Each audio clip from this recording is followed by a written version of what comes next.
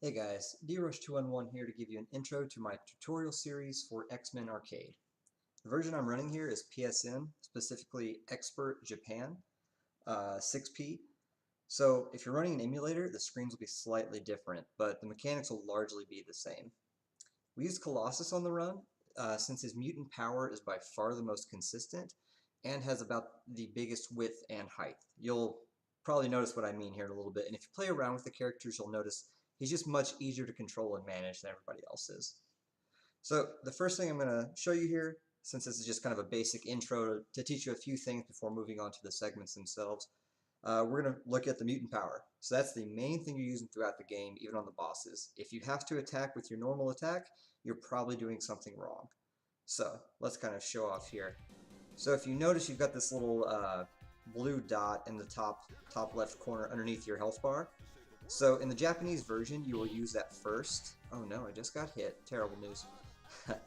But so you've got this little health dot down there, and that's get used before any of your health. So right now, boom, we've got that.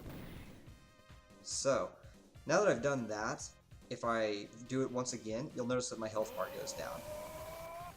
Also, you notice that when I'm doing this, I hit a lot of people, and they all pretty much get knocked down immediately. Everybody except the bosses dies in one hit here.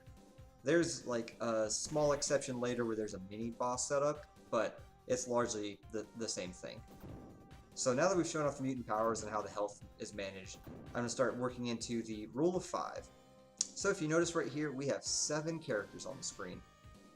That is important because I can't transition the screen. See, like, watch over here, I'm going to walk to the right, can't do anything. Now watch what happens when I take out 3 of these characters. Or 4, that's fine. And now I transition. So as long as I have less than 5 characters on the screen, or 5 or less characters on the screen, I can move. And actually I should be very specific that it's actually moving characters.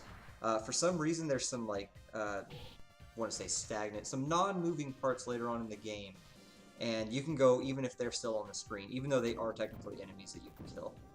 So, one of the things you might have noticed there as well is that, and actually let me see if I can get it to happen again, so let me run over here and waste some health, is that I was taken down to no health and I was screen transitioned by him shooting me in the back. So, let's see. Well, I'm not going to get it here, but you can have those guys shoot you in the back when you're at 1 health, and they'll actually push you forward through a screen transition. So it is important to note you can screen transition through a death.